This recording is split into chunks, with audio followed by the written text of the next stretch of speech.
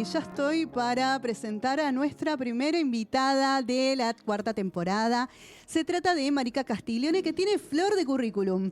Ella es promotora territorial en género y derechos humanos, activista LGBTIQ+, y estudiante de psicología en la UBA. Es voluntaria además de la Fundación Micaela García La Negra y tutora en el Bachillerato Popular Travesti Trans Mochacelis. Además trabajó como capacitadora en Ley Micaela, justamente, en el Ministerio de Obras Públicas de la Nación, y hace 5 años recorre el territorio coordinando el taller Masculinidades y Confusión, ningún pibe nace macho.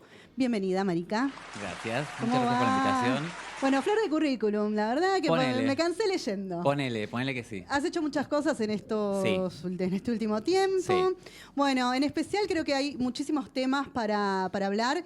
Diría que un tema nodal en este momento tiene que ver, bueno, con todas estas reformas que está planteando el gobierno de Javier Milei, de La Libertad Avanza, en esta ley ómnibus, en el DNU y demás, que bueno, es de lo que más se está hablando hoy en día. En particular, bueno, sos una capacitadora en la ley Micaela. Sabemos que esta propuesta, que este DNU, afecta de manera directa a esta ley, plantea un cambio. A mí en un inicio, digamos, lo que me llamó la atención es esta cuestión de plantear un cambio en la terminología, en sacar la figura, ¿no? Que no es ingenuo. Que no es ingenuo, por supuesto. Y de cierta manera también me da la sensación de invisibilizar de alguna manera lo que sucedió con Micaela García y a su vez, ¿no? Otros casos de femicidios, travesticidios, transfemicidios que han tenido lugar. ¿Cuál es tu mirada sobre este tema? Bueno, no me quiero adelantar a lo que traje, que es... Sí, aparte nos hizo de productora, hay que decirlo. Traje un par de audios, de testimonios sobre todo para poder conversarlos con vos justamente. Sí. Me parece justamente, como te venía diciendo, no es ingenuo este intento de cambio. Creo que si en el 2003 comenzamos con la batalla cultural, estamos en la batalla por el sentido. En algunos puntos esta batalla la estamos perdiendo, no la guerra, por supuesto, no. Pero la batalla a veces la venimos perdiendo con respecto a palabras como, por ejemplo, libertad, y esto que hablábamos de que no es ingenuo que quieran hablar de violencia doméstica, no es ingenuo que hace años vengan hablando de ideología, sí. No es ingenuo. Nada es sin una causa y sin un interés detrás, y todo tiene un porqué, sí, y todo se conecta con todo, obviamente. Por supuesto que sí. Pero bueno, para quienes nos están escuchando, a veces puede o no, tal vez quienes oyen este programa, no están del todo familiarizados con la ley Micaela, ¿no? Tal vez conocen el caso, quienes están, digamos, más atentos a las noticias y demás, pero me gustaría, como decías, ¿no? Nos has hecho un poco de productora del programa, juntaste algunos testimonios de personas justamente que trabajan, ¿no? Vinculados a la ley Micaela, de la Fundación y del papá de Micaela García, lo cual me parece importantísimo. Así que me gustaría, si estás de acuerdo, que vayamos escuchando algunos de los audios que tan gentilmente nos han brindado. Vamos con el primer audio, Candé. Hola, mi aporte sobre la reforma de la ley 27.499, que conocemos como ley Micaela, tiene que ver con este concepto que han instalado sectores conservadores a nivel nacional, regional y global, que es la ideología de género, que busca deslegitimar a la perspectiva de género y de esa manera correr que la perspectiva de género en realidad es una herramienta analítica, una herramienta construida a partir de métodos científicos, una herramienta que nos permite, por ejemplo, en el Estado poder diseñar, ejecutar, medir, evaluar y monitorear políticas públicas. Bueno, escuchábamos... Flor Moragas. Flor Moragas era mi jefa me encanta decir la palabra jefa. Jefa, sí, digámosla. Y le decía jefa todo el tiempo. Hola, jefa, le decía. Ella es Flor Moragas, era directora de Género y Diversidad en el Ministerio de Obras Públicas, en la gestión de Gabriel Catopodis. Es muy interesante lo que plantea justamente porque tiene que ver justamente con cómo nos corren o cómo nos quieren correr con respecto a la ideología, y tiene mucho que ver con no solamente cuestiones de mediciones científicas, estadísticas, sino también justamente la creación de políticas públicas. Sí. Es muy interesante poder plantear, meternos realmente en lo privado, que no me quiero adelantar a los otros audios, pero cuando hablamos de violencia doméstica, lo doméstico sigue estando completamente privatizado y culturalmente hemos sido educados bajo el lema de los trapitos sucios en la azotea de su... Exactamente. Y bien sabemos, sobre todo gracias a los feminismos, que el Estado debe meterse en lo privado. Exactamente. Sí, y algo que me llama la atención también, y no quiero adelantarme a los audios, tal vez toquen este tema, pero la especificidad que se plantea, ¿no? Desde, el DNU, ¿no? Que plantea esta reforma, o sacarla, o te están planteando otra ley, básicamente, ¿no? Que poco tiene que ver con la ley Micaela, que te dice, bueno, se van a capacitar solamente quienes trabajen, digamos, en algo vinculado. Bueno, ¿quién decide qué está vinculado, no? Esto lo va a comentar Yuyo, el papá Sí. de Mica sobre todo, pero para poder traerlo y poder rosquearlo, como digo yo, las personas que ya estamos trabajando en temáticas de género, ya estamos formadas en la temática, no necesitamos una formación específica. Justamente la ley a lo que intenta apuntar es a esas otras áreas en donde no llega la perspectiva de género y donde es necesaria. Lo interesante de esto es que la ley Micaela fue aprobada en el año 2019 bajo la gestión de un gobierno neoliberal. Sí, sí. Recordarán que en enero del 2019 Telma Fardín denuncia a Juan D'Artés por la violación. Todo Exacto. bueno. Y frente a todo esto, no queda otra que tratar uno de los 12 proyectos de ley. 11 perdieron estado parlamentario y este proyecto fue el que se aprobó, el que establece la formación en género de carácter obligatorio a los 3 poderes del Estado. Exactamente. Legislativo, ejecutivo y judicial. Y lo que yo siempre les remarco, o les remarcaba cuando trabajaba como capacitadora en el Ministerio de Obras Públicas, es que esta capacitación es obligatoria en tanto y en cuanto nosotros somos agentes del Estado. En lo privado, en su casa, hagan lo que quieran. Espero que no. Espero que no, claro. Espero que se lo puedan llevar a su casa y que lo puedan socializar con sus vínculos. Pero por el momento no están obligadas a en su domicilio y en su vida íntima cumplir con esta ley. Pero como agentes del Estado estamos obligados a cumplir con esta capacitación. Por supuesto. Me llama la atención esto que comentabas y con qué resistencias tal vez, o si te encontraste con... Me gustaría que... Total, tenemos tiempo hoy, nos podemos explayar. ¿Con qué resistencias te encontrabas, ¿no? Al momento de brindar estas capacitaciones Mirá, te cuento lo siguiente. Sí. Hago una comparación con la ESI. Dale. La ESI aún hoy genera muchísima resistencia, muchísimos detractores, muchísimos grupos de mamis y papis organizados. Por eso es también importante que la comunidad educativa, las madres, los padres, les adres, se carguen esta batalla al hombro, se puedan organizar entre diferentes fraternidades para exigir la implementación de la ESI. Porque ya hay un montón de mamás y papás que se están organizando para que esto no se dé. Claro. Esa resistencia que generaba la ESI no la encontramos en la ley Micaela. Ajá. La ley Micaela tiene el nombre de una piba, tiene el rostro de una piba, genera otra llegada y sobre todo la sensibilización. Brevemente a mí me gustaría comentar cómo se llega, ¿no? A la ley Micaela. Sí. Micaela García los papás nos piden que hablemos en presente. Yo a Mica no la conocí, la estoy conociendo ahora a través de sus padres, de sus hermanes, de sus amigues de militancia y también de su Facebook. La Negra tenía un Facebook donde en el año 2012 hablaba de la importancia de la perspectiva de género. Yo no sé qué estabas haciendo vos en el 2012, pero yo, cualquiera. En una, sí, yo era un varón cis, boluda. O sea, ni entendía la palabra género. Sí.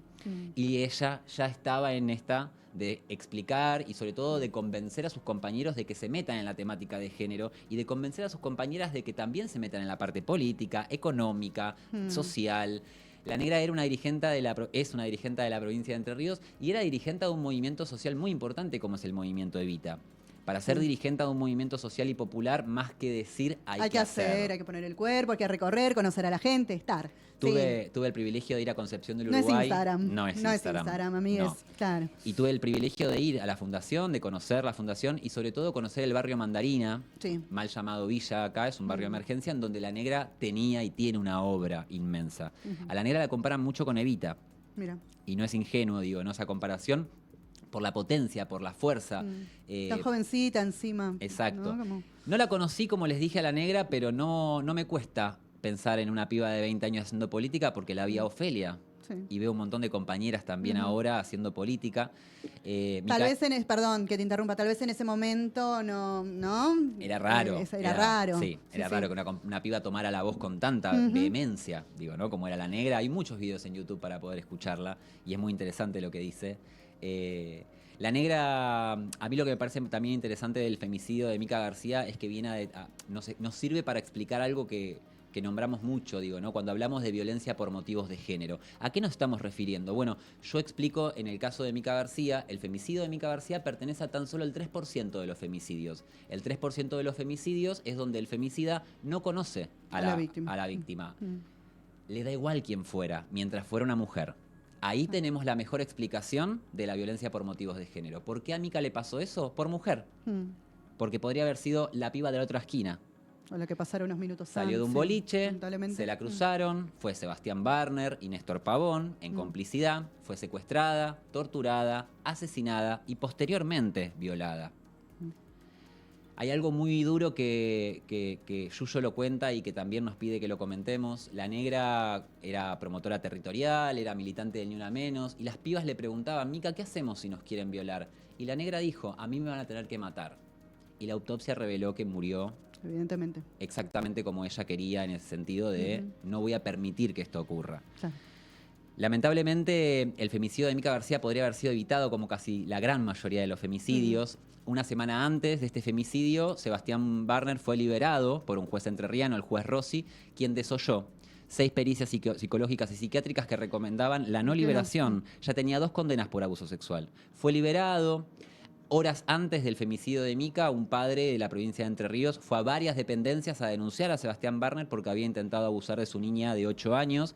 No le tomaron la denuncia. Ahí está la importancia de la perspectiva de género en las fuerzas de seguridad, en la policía. Y luego se encuentra con la negra, con Mica. Sí, totalmente evitable. Exacto, totalmente evitable. Hace poco tuvimos un caso mucho más claro, que creo que fue el de Úrsula, que había hecho 14 denuncias. Sí. La negra no hizo ninguna denuncia porque este pibe no lo conocía. Claro. Pero digo, 14 denuncias hizo y aún así fue víctima de femicidio. Entonces, acá hay algo que a mí me gusta, no sé si irónicamente, sí decirlo jugando con las palabras. Me gusta decir que el caso de Mica lo que viene a demostrar es el perfecto y excelente funcionamiento del Poder Judicial. El Poder Judicial funciona de manera perfecta, dependiendo para quién. Para la negra no, claramente para Mica no, pero para Sebastián Barner sí. Es un sistema completamente aceitado y engranado en donde todo cae en donde debe caer. Eso es lo que me parece más interesante de cómo viene a desnudar este funcionamiento que justamente con la perspectiva de género intentamos básicamente desmantelar, poder aplicar otra perspectiva. Y respondiendo a tu pregunta, no me encontré con mayores resistencias siendo promotora de la ley, tampoco siendo capacitadora de la ley. En el único momento en el que me encontré con algunos cuestionamientos que me parecían raros fue en el último tiempo, luego de las PASO y del 30% de Javier Milei. Sí. Me encontré en las capacitaciones con personas que se sentían habilitadas a decir cosas que ya en el 2015 habíamos resuelto, como el tema de los piropos, como el tema de la pollera, como el tema de que le gusta que les peguen, digo, debates que ya creíamos saldados. Ese fue un fenómeno que se dio muy en general igual, ¿no? Después de las PASO, después de ese resultado favorable para la libertad de Avanza, que de pronto, y está pasando hoy, o sea, está sucediendo, gente, que hay determinados seres que se sienten habilitadas a decir cualquier cosa, ¿no? Que hiera, lastime, que vaya en contra de nuestra historia, de nuestros pactos sociales, de todo aquello que ya habíamos discutido y teníamos un consenso. Bueno, todo eso creo que estamos en un momento de ruptura. Exacto. A mí me gusta mucho hablar de los incel. Es un término que en inglés significa célibes involuntarios. Sí, me lo explicaste la otra vez. Bien. Perfecto. Qué bueno que lo traigas. Es muy importante, googleen incel porque son una subcultura, digo, ¿no? Que generalmente está conformada por varones, cis, heterosexuales, blancos, pero no solamente, digo. Que sienten obviamente que los avances en perspectiva de género les quitan derechos, o mejor dicho, les quitan privilegios y reaccionan de esta forma con mecanismos muy estudiados desde la sociología, digo, ¿no? Negando la problemática, atacando a quienes denunciamos para así desprestigiar lo que estamos denunciando, revirtiendo la cuestión, ahora los hombres son quienes son perseguidos, digo, ¿no? Y como por último...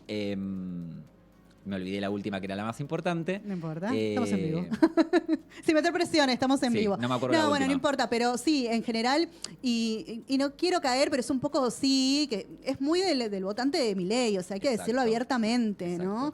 Del varoncito enojado con los avances que hubo de los feminismos y que de pronto, bueno, surjan no es casual, me parece que todo esto no sé si no la vimos venir, ¿no? Pero ya hubo pequeños mojones, ¿no? Sobre esto.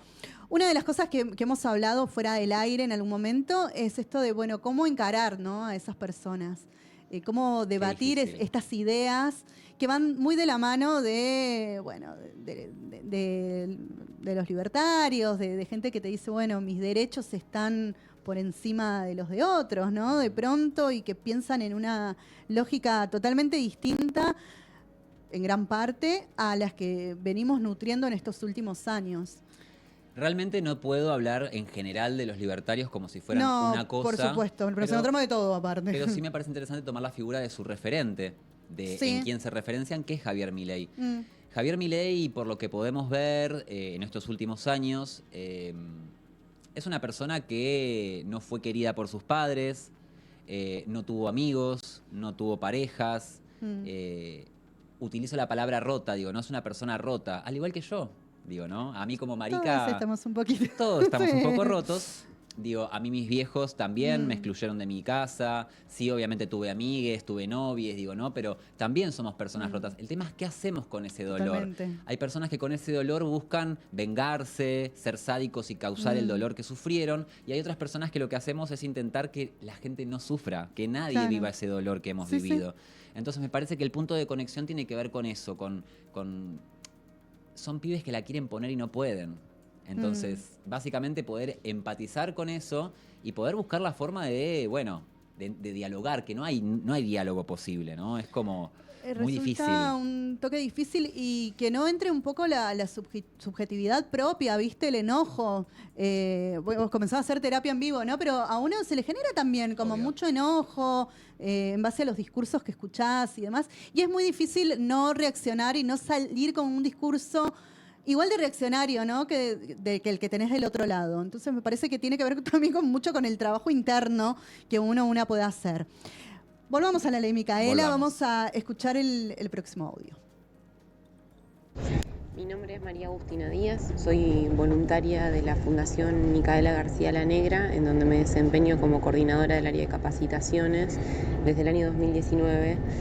Trabajo que obviamente se acrecentó, profesionalizó y nos dio una experiencia federal a partir de la sanción de la ley que lleva el nombre de Micaela. Dentro de la ley Ómnibus que presentó el Ejecutivo Nacional poco tiempo después de haber asumido, en donde se pretenden modificar muchísimas leyes que fueron trabajadas y sancionadas por el Congreso Nacional a lo largo de los años, se encuentra la ley Micaela.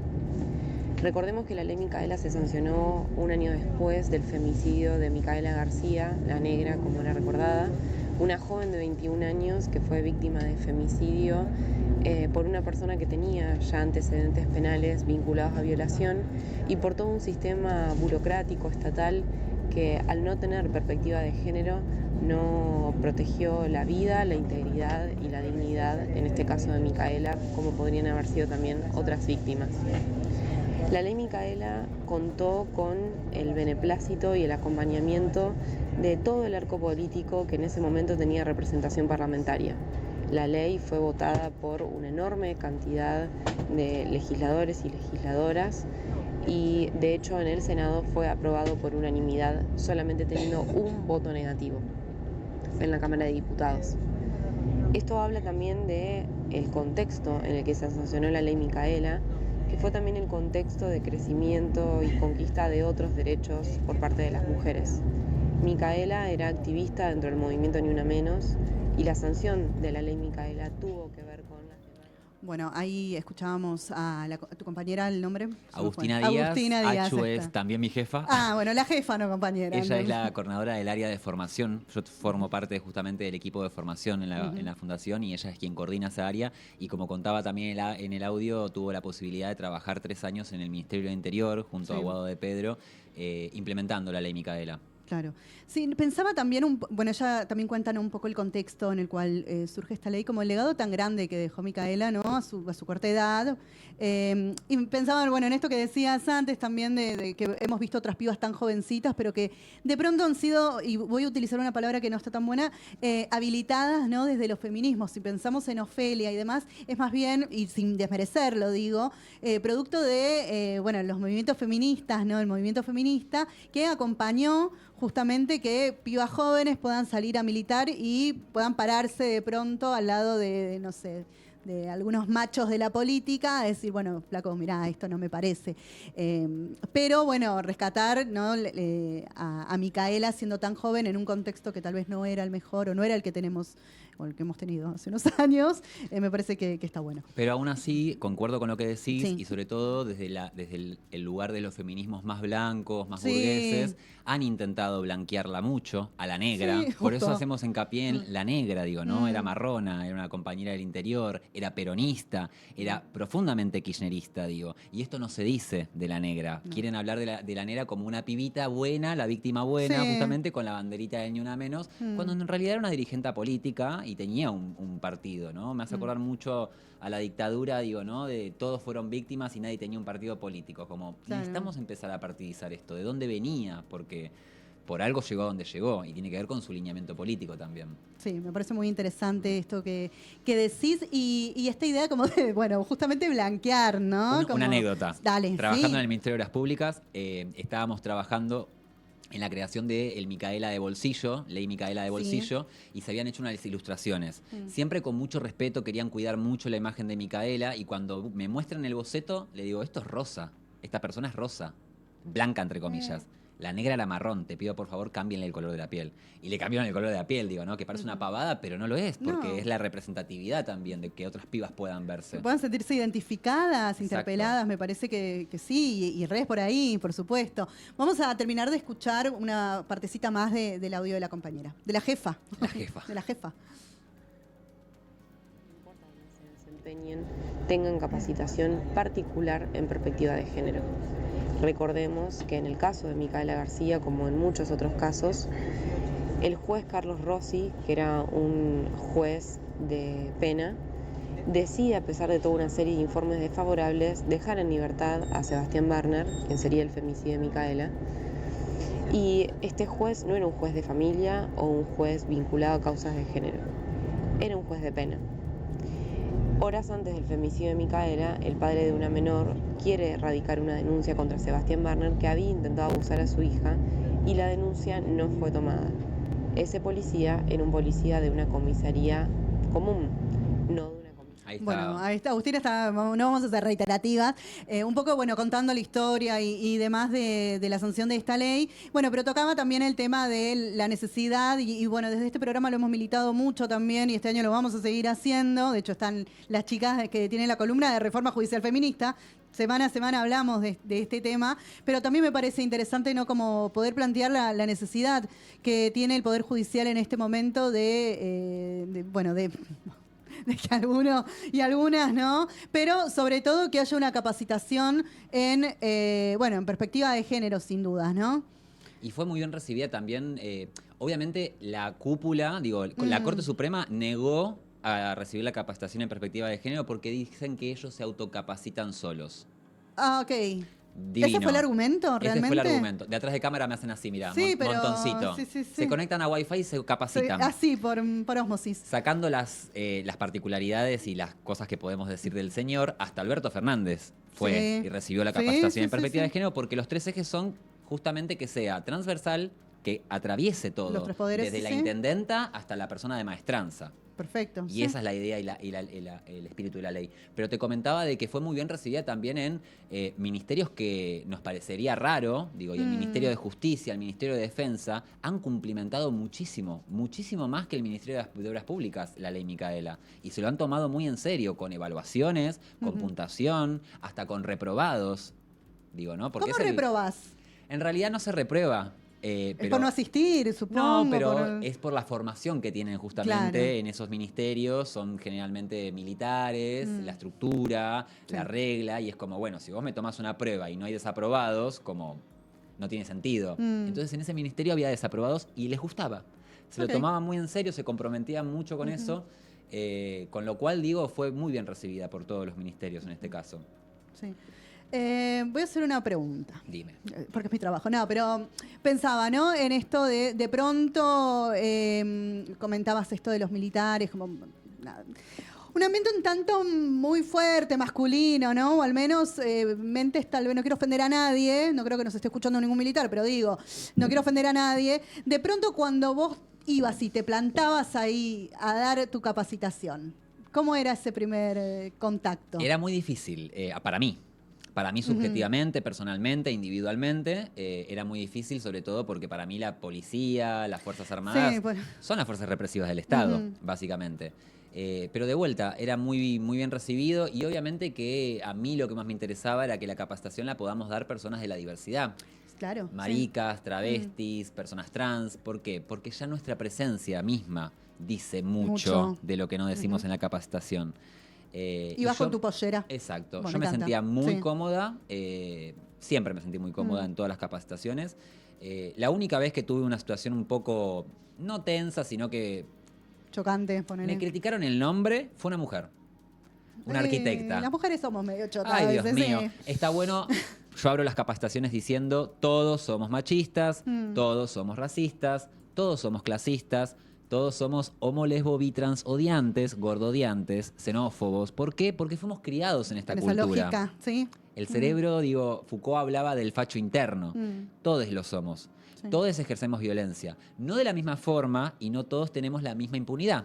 Porque no es lo mismo que grite una mujer, que sea una loca, o que grite una travesti, que sea peligrosa, a que grite un varón, que tiene Autoridad, ímpetu, Exacto. escúchame. Pero todos ejercemos violencia, digo, Claro, ¿no? Y sí. esto lo vemos, y ni hablar en las diversidades. Rompamos con ese mito de que las diversidades somos un arco iris. Por No, favor. Sí, no. bueno, lo hemos hablado fuera del Tenemos aire, no muchas. podemos reproducir alguna de las cosas, pero sí. Por supuesto que mucha votante en las Exacto. diversidades también de este gobierno, y eso hay que decirlo. Y mucho machismo, Sí, sí, sí, sí. propio y ajeno, obviamente. Por supuesto. Marica, vamos a hacer un pequeño corte y, bueno, no, en realidad, bueno, primer programa, yo me estoy equivocando, che, me van a echar. No, nos vamos a meter, bueno, con una de las reformas de Milei hacia uno de los sectores más vulnerados hoy en día y vamos a tener un pequeño videíto, soy yo la que está en el video. Vamos a hablar un poquito a modo informativo de la no renovación, el fin del programa Registradas. Vamos a verlo. Entonces, ¿las trabajadoras de casas particulares son la casta? Te cuento que el gobierno de Javier Milei decidió no renovar el programa Registradas. Esta fue una de las políticas públicas implementadas durante la pandemia de COVID-19 con el objetivo de alentar la incorporación formal y garantizar así el acceso a los derechos laborales básicos, tales como el aguinaldo, jubilación, vacaciones, obra social, entre otros. Cabe destacar que esta medida, el programa Registradas, se incorporó a modo de respuesta a la visibilización del trabajo doméstico durante el confinamiento. No es un dato menor que hablamos de un trabajo que está altamente feminizado, siendo la mayoría de las trabajadoras también jefas de hogar, en su mayoría con salarios que no superan los altos niveles de inflación. Por ejemplo, el salario que está previsto para enero de este año para el personal de tareas generales con retiro es de tan solo 173.000 pesos. Por otro lado, según los datos del ahora eliminado Ministerio de las Mujeres, Género y Diversidad, el programa logró el registro de 46.429 trabajadoras y el acceso al beneficio de un total de 34.235 trabajadoras entre el año 2021 y 2023. Entonces estamos hablando y estamos ante un claro retroceso en cuanto a derechos laborales del sector tal vez más vulnerable en este momento. El Gobierno Nacional, ante el vencimiento de este programa el pasado 31 de diciembre, decidió no renovarlo por decreto. Registradas afuera.